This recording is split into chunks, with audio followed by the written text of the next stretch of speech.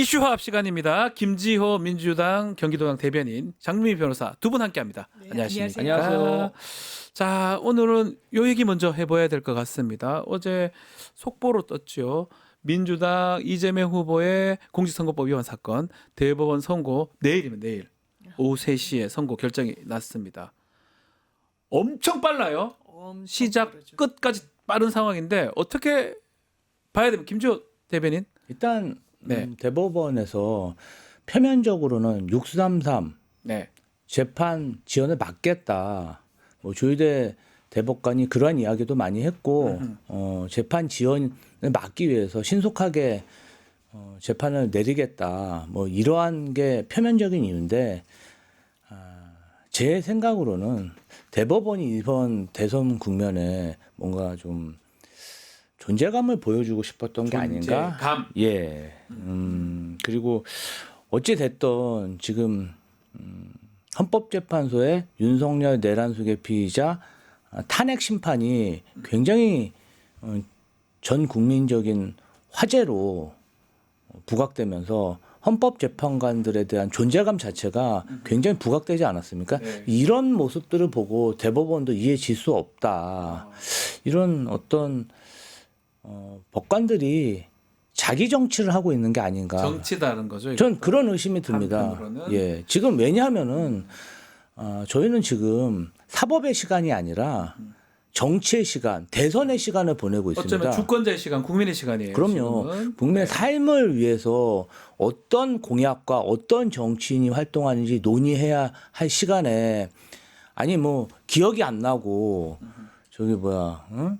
저기 뭐야. 협박으로 느꼈다. 이런 깜도 안 되는 건을 또 논해야 된다는 자체가 사실 저는 좀 유감입니다. 물론 뭐 저는 이번 선고 결과가 뭐 제 예상으로는 상부 기각에 무죄 네. 확정될 거라고 보이고 검찰의 어떤 무리한 정치 기소에 대해서 일침을 가할 거라고 생각합니다. 그러나 그것조차 왜 지금 이 민감한 시국에 대법원이 본인들의 존재감을 위해서 무리하게 선고를 아하. 빨리 진행하나 아하. 좀 그렇게 유감입니다. 예. 말씀대로 대법원장이 직접 전원합의체 보내고 첫 심리가 4월 22일 또 두 번째 24일 며칠 만에 선고하겠다. 엄청 빠른 거 아닙니까? 그렇죠. 저 처음 봐요 이런 거. 그러니까 저는 개인적으로는 대선 전에는 나오기 어려울 거다. 왜냐면 633 원칙을 견지하더라도 예. 3월 26일 날 이제 항소심에 선고가 있었기 때문에 6월 26일 전까지만 그렇죠. 내면 되는 거였거든요. 예.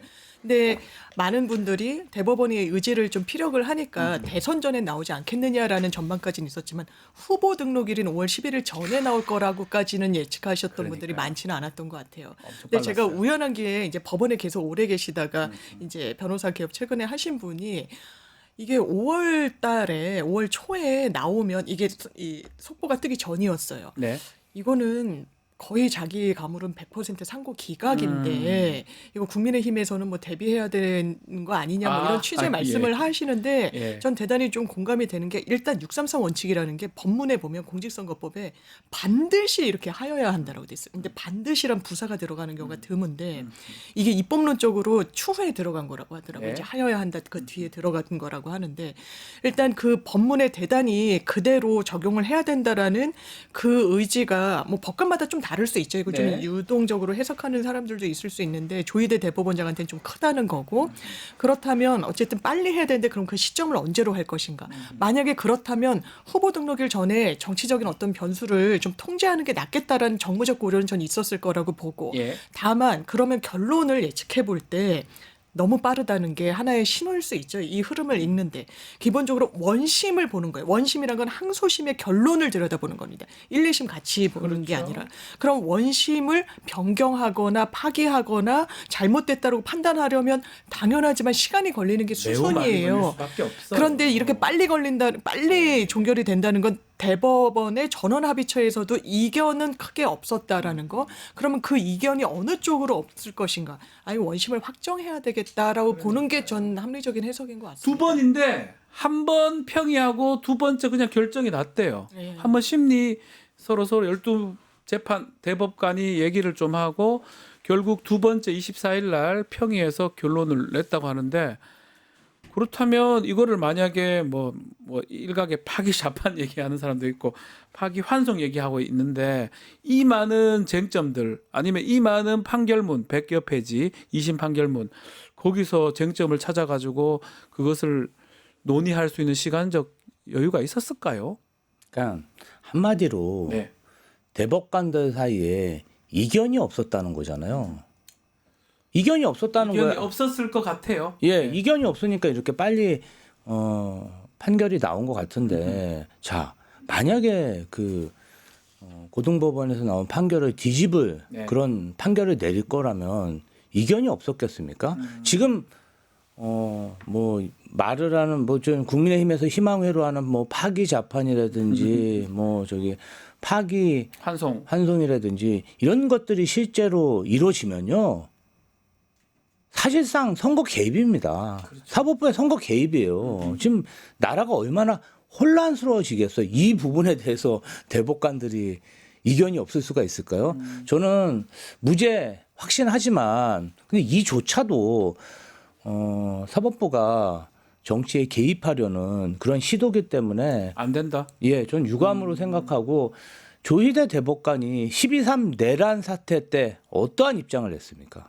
나중에 해제됐을 때 좀 한마디 하긴 했었어요. 계엄 해제 불법적인 감사합니다. 계엄이 일어났는데 그 당시에는 아무런 입장도 내지 못했어요. 않았어요. 예. 자, 계엄에서 행정권 그리고 사법권 제한하는 거 아닙니까? 그러니까요. 아니 불법적인 계엄으로 사법권이 제한됐는데 그 당시에 아무런 입장도 내지 않은 게 조희대 대법관의 참 모습입니다. 그러니까요. 6시간 후에 어떤 입장 냈어요? 절차적으로 문제가 있는지 없는지 살펴봐야 된다. 아니 그렇게 신중한 사람이 왜 이재명 대표의 재판에서는 그렇게 과감하고 신속하게 나옵니까? 저는 이런 일련의 그런 선출직 공무원이 아닌 그냥 그 사법부 공무원 또 한덕수를 비롯한 행정부 공무원 이런 사람들이 자신의 본분을 망각하고 월권 행위를 하는 게 대한민국 법치를 흔들고 있다. 저는 그렇게 말씀드리고 싶어요. 제가 네네. 여태까지 사법부 관련해서 판사들의 판결에 관련해서 뭐 비판적인 그러한 입장은 이야기한 적 없지만 이렇게 제가 판결 그러게요. 전에 비판한 적 한 번도 없습니다. 근데 예. 지금 해도 너무하다. 너무하다. 이런 생각이 좀 들어요. 그럼에도 결과가 뭐 바뀌거나 뭐 이럴 가능성은 적다라는 거죠. 상당히 낮다라고 보고 네. 일단 수치로 보면 이렇게 무죄였는데 유죄로 파기자판한 건수는 이제 지난 20년 동안 단 한 건도 없었던 거고. 무죄인데 유죄로 예. 파기 자판한 경우는 조봉암 때가 있었다고 하긴 하더라고요. 조봉암이라고 이제 이승만 네, 그리고 정부 때. 2023년도인가 네. 아예 이제 그 파기 환송을 한 그런 사례들은 뭐 있겠습니다만 일단 그 수치가 0.08인가 하여튼 뭐 그렇더라고요. 거의 없네요. 무죄로 예. 온 게. 그래서 이 부분과 관련해서 그 0.08에 이재명 대표의 사건이 있을 거라고 하는 더 거는 문제죠. 그러면. 그게 더 정치적이고 그리고 반대로 만약에 이것을 파기 환송한다라고 하면 이건 진짜 정치적 개입으로 굉장히 읽힐 수 선거에 있어요. 개입되는 모습이잖아요. 예, 왜냐하면 네. 국민이 선출하는 최고 권력에 되게 임박해 있는 이 주자를 사법부가 그냥 좌지우지 막 쥐락펴락하겠다는 그런 걸로 오독될 수 있거든요. 그런 선택을 지금 사법부가 하진 않을 그러니까 겁니다. 예. 전원일치 기각입니까? 저는 그렇게 나오지 않을까 생각합니다. 우리 김지호 대변인 뭐 지금 화가 법리적으로. 엄청 나 있었는데 그래도 기각될 거라고 보긴 보죠. 그렇게 하더라도 그건 잘못된 거라는 거죠. 아니 기각시켜도 기각되더라도 잘못됐다는 거죠. 너무 빠르다. 지금 이렇게 왜 하냐고. 이 사법부가 말이죠. 보이고 있는 태도는 네. 사법부가 결정한다. 뭐 기각 나겠죠. 눈치를 봐서. 근데 네. 이재명 후보가 대선에 출마할 수 있을지 없을지는 사법부 손아귀에 든다. 뭐 이런 이런 그게 존재감을 안 보여주려고 좋다는 하는 거죠. 거잖아요. 저는 그게 정치적 행위라고 봅니다. 그러니까요. 예. 근데 국민의힘 입장에서 논평도 내고 했는데 국민의힘 입장에서는 충격이겠어요. 또 만약에 그렇게 결론이 나면 저렇게 바라고 있는 것 같은데 아주 절실하게 근데 저렇게 만약에 상고 기각이 나면 이재명 대표 입장에서는 이재명 후보 입장에서는 또 민주당 입장에서는 탄탄대로잖아요. 아니 탄탄대로죠. 탄탄대로지만 네. 저는 사법부도 그렇고 행정부 공무원도 그렇고 끼어들지 마라. 본인들의 본분을 지켜야 되는데 지금 윤석열이 법치를 무너뜨림으로 인해서 다들 난각병에 걸린 것 같아요. 그냥 전염병에 걸려가지고 너도 나도 나서고 있어요. 왜 그러네요. 대선의 시간에 본인들이 나서서 지금 우리가 국민의 삶에 대해서 논의해야 할 시간에 이런 그냥 가짜는 이야기를 해야 되냐고요. 그렇습니다. 저는 그게 유감입니다. 알겠습니다. 예. 뭐 결론은 아마 그렇게 예상이 됩니다. 네. 되지만 하여튼 이렇게 끼어든 모습이 안 좋다라고 우리 김조 대변인 좀 지적을 주셨습니다. 자, 어제 국민의힘 대선 후보 경선 2차 결과 발표가 됐습니다. 결국 김문수, 한동훈 후보 3차 경선에 진출하는데 장미 변호사 네. 어떻게 보셨습니까? 예상한 대로 된 겁니까? 저는 처음에는 네. 홍한이 올라갈 거다라고 이제 여러 차례 말씀드릴 기회도 있었는데 네. 그 전부터 국민의힘에 좀 사정에 능한 분들이 아마 김문수가 이제 하락세라는 평가가 사실 주말 사이에 많았던 것 같아요. 그런데 이 한덕수 대행과의 단일화에 제일 적극적이었고 아주 나를 뽑으면 한덕수의 단일화는 걱정하지 않아도 된다라는 게 이른바 좀 먹혀들고 있다라고 네. 하면서 오늘 조간에서도 분석을 해보면 홍준표 후보의 패인으로는 이걸 늦게 비교적 좀 수세적으로 들고 나왔다는 게 아마 그 패배 원인으로 진단까지 나오고 있어서 네. 지금 이 국면에서 저는 가장 웃고 있는 건 김문수도 아니고 한동훈도 아니고 한덕수일 거다. 한덕수가 웃고 있을 것이다. 예. 왜냐면 한동훈 후보도 패배주의다 이렇게 얘기하는 건 하지만 우물쭈물하면서 왜냐면 당원들은 진심이라고 하니까요. 그러니까 제3자 저는 오늘 동아일보 사설이 되게 많이 이제 네. 와닿았었는데 어떤 내용입니까? 일단 그렇게 썼더라고요. 대선 관리자는 출마 기웃, 국힘 집행부는 그런 그에게 기웃. 기웃기웃 된다는 거예요. 기웃기웃. 이거 정도가 아니라는 거예요. 그 기웃기웃. 보수 언론에서도 이거 이러지 말라라고 꾸짖고 있는 것 같습니다. 결국은 지금 두 사람이 올라가긴 올라갔지만 한덕수라는 또 어떤 변수가 있기 때문에 확실히 정해진 건 아닌 것 같아요. 아직까지 국민의힘 쪽은. 어대덕 아닙니까? 어때? 어차피 아, 대선 대선 후보는 한덕수. 어대덕입니까? 어대덕. 요새 뭐 김문수 캠프에서 김덕수라 그래요. 김덕수. 을지문덕 뭐 이렇게 얘기하던데요. 진짜 전 이런 경선 처음 봤는데. 문덕, 을지문덕. 예, 이런 경선 처음 봤는데. 이러면 왜 이럴 거야, 경선합니까? 경선 왜 합니까? 그냥 왜 이런 경선 왜 하는지 모르겠어요. 그냥 한덕수 지명하면 되잖아요. 예. 추대해달라고. 그냥 추대하면 되는데 그냥 그 고생을 하면서 돈도 많이 썼잖아. 할 때마다 1억씩 내야 된다면서요. 아유, 진짜 이 망신이란 망신은 그렇게 망신당하니까 홍준표 시장이 그냥 정계 은퇴하면서 탈당해 버렸잖아요. 사진도 안 찍고 가버렸어요 어제. 네. 참 저는 국민의힘의 경선 과정을 보면서 참 불공정하다, 사악한 정치를 하고 있다 이런 생각이 들었어요. 그 친윤 의원들이 자 어떻게 보면 위장 전입이죠. 한덕수를 밀고 있는데 홍준표 캠프로도 가고 저기 김문수 캠프로도 가고 가스라이팅을 하는 거예요. 네. 한덕수랑 내가 당신 캠프였지만 나는 한덕수 지지한다. 한덕수랑 단일화 해야 된다. 안 그럼 나 가버린다. 이렇게 가스라이팅을 하니까 우리 김문수 후보가 착하긴 한 것 같아요. 착한 후보예요.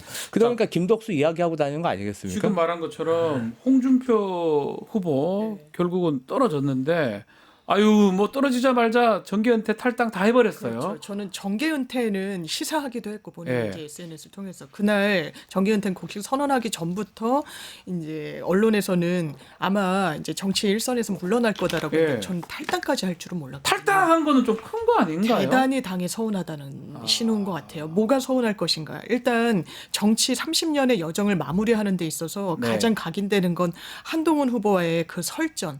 저는 대단히 모멸감을 느꼈을 거라고 이렇게 우리 생각합니다. 마수 토론이라고 했던 그 네. 설전 말씀하시는 거죠? 한동훈 후보도 뭐 전투에서 이기고 전쟁에서 진다라는 표현을 많이 하는데 딱 거기에 맞는 그 태도로 임했던 것 같아요. 이런 태도를 미래 지도자라고 국민들이 생각할 수 있겠습니까? 뭐 춘향이 입에 올릴 수도 없는 질문들을 했어요. 사실 더 근본적인 건 국민의힘이 자당의 자산인 이런 대선 주자들을 어떻게 다루었고 예우했느냐일 겁니다. 네. 어떻게 아무것도 안 하고 가만히 있는 한덕수를, 그것도 경선을 공정하게 관리해야 되는 권성동 대표까지 나서서 이 주자 중에 한 명이 되면은 한덕수 대행과의 이 단일화가 상당히 뭐 잘 될 것이라고 생각한데, 이거 선거운동 한 거예요. 네. 이거 김문수 뽑으라는 소리를 우회적으로 한 거 아니겠습니까? 이런 당이 어떻게 계속 있을 수 있겠어요? 희망이 있습니까, 이 당에? 그 마지막에 이제 홍준표 전 시장 또 후보 나가는 그 모습이 한동훈 후보랑 그 맞수 토론하면서 그 모습들이 좀 마지막에 어떤 정치 인생의 그 모습으로 기억이 남을 것 같다는 생각도 많이 드네요. 지금 우리 장 변호사 말씀대로. 그러니까 홍준표 후보 같은 경우는 좀 모멸감을 많이 느낀 것 같아요. 근데 제대로 대응도 좀 못했던 그러니까 것 같아요. 버릇 의외로. 하도 잘 옛날에 많이 내더만 이제는 정말 좀 하도 제대로 못 냈나 그러니까 이런 생각 이제 들기도 하고. 명태균 스캔들까지 겹치면서 겹쳐 있죠 지금.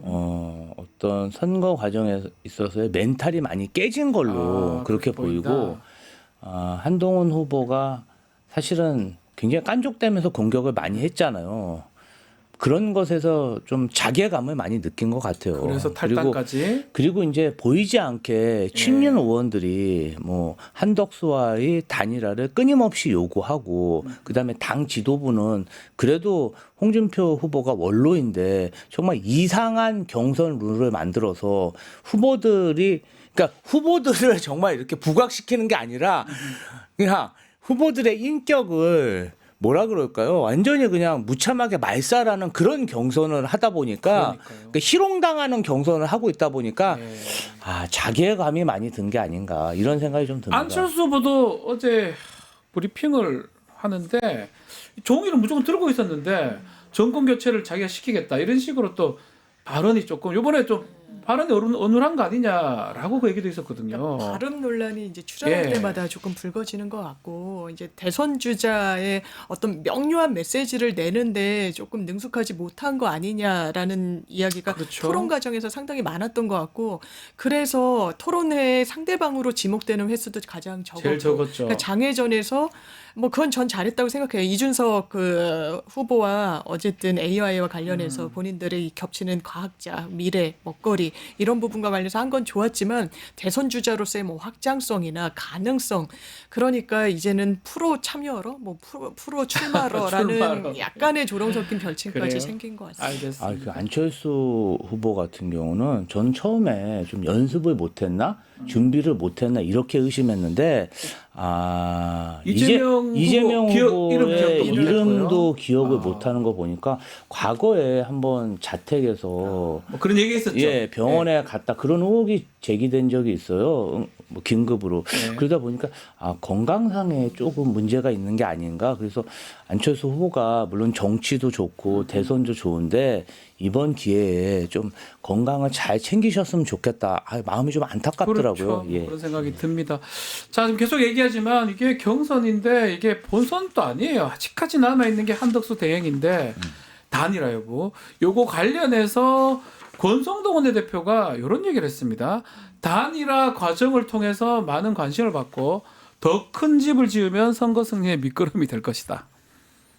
이건 사실은 약간 해당 발언 아닌가, 해당 행위 아닌가 생각이 드는데 결국 그냥 단일화 해야 된다. 그렇죠. 지도부잖아요. 지도부가 이런 얘기하면 단일화 공식 선언한 걸로 봐야 되는 거 아닙니까? 이거는 완전히 당원권을 폄훼하는 거예요. 그렇죠. 그냥 무효화하는 겁니다. 형해화하는 거고요. 그러면 당원들은 왜 투표? 뭐하러 투표합니까? 돈 뭐하러 내고. 투표합니까? 한덕수 대행 그냥 콘클라베 방식으로 문 그렇죠. 걸어 잠기고 하겠다는 이야기까지 나오는데 당원이 무슨 소용이며 민심, 당심 이거 왜 다 추린 거예요? 이런 식으로 부전승으로 올릴 것 같으면요. 그리고 지금 이 상황에서 그런 정치적인 선택이 올바릅니까? 어떻게 했어요? 이거 꾸어오는 거예요, 사실. 꾸어오는 당원도 거죠. 아니잖아요. 예. 윤석열 대통령 꾸어왔다가 어떻게 됐습니까? 한 번도 정치 일선에서 선출직으로 훈련받지 못했던 사람을 그냥 이미지로 말 한마디로 사람에 충성하지 않겠다는 그런 이미지 메이킹으로 올려 세워가지고 우리나라가 어떻게 됐어요? 나라가 엉망이 돼버렸지 않습니까? 그런데 이기기만 하면 또 된다라는 걸로 또 같은 트랙을 밟겠다? 네. 그러면서 노무현 정몽준 단일화 사례를 이야기한다? 아니요. 그때는 정몽준이란 이 주자가 자기 세력을 갖고 있었고 완전히 이종교배로 시너지를 낼 수 있는 조건이 그렇죠. 있었어요. 예. 지금 그냥 본인들의 파이를 갈라먹을 뿐이에요. 냉정하게 얘기하면 국민의힘이 두려워하는 건 괴멸적인 패배예요. 네. 괴멸적인 패배를 벗어나기 위한 주자로 그리고 그 이후에 당권을 유지하기 위한 트랙으로 누가 제일 적합자일 것인가. 한덕수가 눈에 띈 거죠. 그러니까 아직까지도 본인들의 이해관계에 매몰돼서 이런 선택을 국민 앞에 그냥 감추지도 않고 내세우고 있고 여기에 편승해서 한덕수 대행은 오늘도 또 어떤 이야기가 나왔습니까? 미국의 재무장관이 봤더니 왜 이렇게 속도를 네. 내나 했더니 한국이 대선에 이 부분을 활용하려고 한다는 걸 미국이 알게 됐다라고 이야기를 했어요. 예. 어떻게 그런 국익을 자기 정치적 꽃길 가는데 악용을 합니까? 활용을 하고요. 있을 수 없는 일이에요. 참 두려운 얘기이기도 해요. 지금 베센트 장관이 얘기한 거하고 우리 협상부가 얘기했던 거하고 차이가 있습니다. 베센트 장관이 거짓말 뭐 할 수도 있겠지만 한국하고 협상 잘 되는 것 같다, 빨리 될 것 같다. 저 사람들 선거에 이걸 이용하네?라고 얘기를 해줘 버렸어요. 한덕수가 결국 나오는 게 이렇게 가지고 자신의 이익을 위해서 나라의 이익은 그냥 내팽개치고 나오는 거 아닌가 이런 의심이 드는 거거든요. 어떻게 선거 뭐 이런 사람들이 다 있어요. 선거일을 발표한 선거를 중립적으로 관리해야 할 권한 대행이 네. 출마할 생각을 내 합니까? 말이에요. 아니 제 그러니까 축구 경기 하는데 야 축구 경기인데 갑자기 센터포드 빼버리고 심판이 와서 선수 뛰는 거랑 똑같은 겁니다. 그러니까 굉장히 불공정하고요. 네. 그리고 이 사람들도 다 알고 있습니다. 어차피 한덕수는 후보가 돼도 민주당에 이길 수가 없습니다. 그러면 왜 시켜요? 왜 이렇게 무리한 짓을 하고 있나? 왜 시켜요 그러면? 국민의힘에서는 대선은 어차피 이번에 지니까 대선 이후에 국민의힘 당권을 누가 가질 것인가 이 당권 문제에 있어서 한동훈은 안 된다. 한동훈이 만약에 대선 후보가 되고 다음 당대표가 되면은 본인들이 지방선거에서 배제될 수 있다. 우리가 야당이지만 당권은 우리가 친윤이 확실히 가져야 된다. 그런 사악하고 정말 영악한 그런 정치적 계산으로 이러한 모든 기획을 하고 있습니다. 제가 어떻게 이렇게 국민을 개돼지로 아니, 보고 그러면 결국은 나라가 왜 되든 간에 나라를 팔아먹든 어쨌든 간에 한덕수가 되든 안 되든 그 상관도 없이 자신들의 이익을 위해서 계속 저렇게 한다는 거잖아요. 그런 거죠. 왜냐하면 그런 트랙을 밟고 있는 거죠. 정확하게 스콧 베스트 재무장관이 예. 이렇게 얘기했어요. 한국이 대선 전에 무역협상 끝내서 선거운동 하려는 것을 알게 됐다. 이래되면 이거 심각한 거예요 사실은. 이거 정확하게 밝혀야 됩니다. 예. 무슨 의도로 협상에 임했길래 미국에서 그것도 장관이 이런 발언을 하게 됐는지 알려야 되고요. LNG 사업도 마찬가지예요. 알래스카. 일본에서 주저하고 시간 끌려고 할 때 딱 치고 들어가가지고 이거 수조 원이 들어가는데 다 국민 세금인데 우리 화상회의 빨리 진행하겠다. 본인한테 그럴 권한이 있습니까? 네. 그런데 어제도 또 거부권 행사하면서 이랬어요. 대행과 대통령은 동일하다고. 그렇기 때문에 대행에 대해서 헌법재판관 임명을 하지 않은 부분에 대해서 문제 제기를 하는 그런 입법을 받아들일 수 없다라고 했습니다.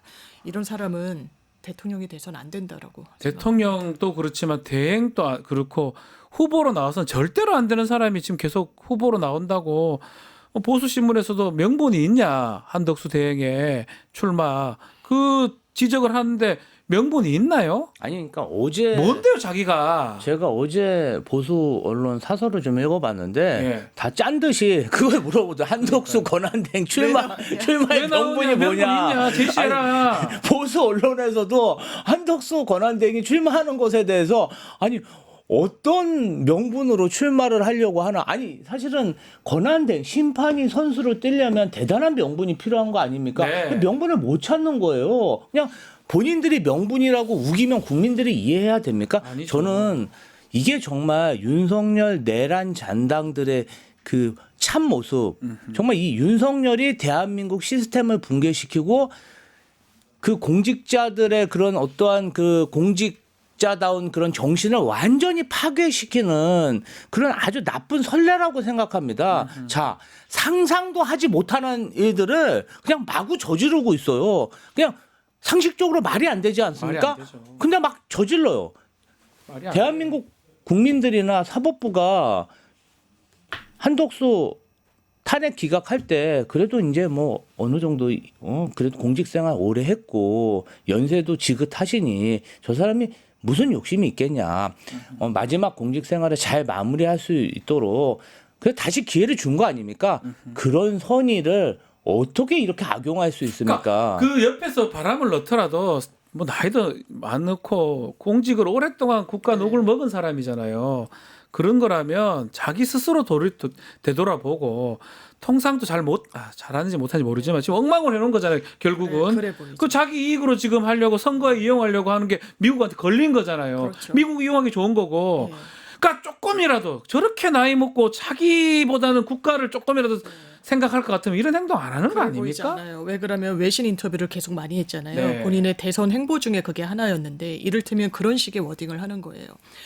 그 미군 방위비 협상 할 수 있다. 이거 네. 우리나라 협상력을 낮추는 겁니다. 협상에 본격적으로 그렇죠. 들어가기도 전에 우린 협상을 안 하겠다 배수진을 치고 해야 해도 되는데. 부족할 판에 그리고 미국이 대한민국의 산업, 경제 발전시켰다. 그럴 수 있어요. 한미동맹이 보수에 굉장히 소구력이 있는 이슈니까. 근데 나아가서 그렇기 때문에 협상과 관련해서 미국과 싸우지 않겠다라고 이야기를 해요. 미리 선을 그어버리는 거예요. 그러니까요. 그러니까 정부 부처에서 왜 본인이 나서서 이렇게 협상력을 저하시키냐는 이야기가 나왔던 거예요. 이거 대단히 위험한 사람이라는 인식을 주기 충분하고요. 지금 걸어오는 길도 굉장히 그러면 단 한 번이라도 지금 대선이 한 달 정도밖에 안 남았는데 네.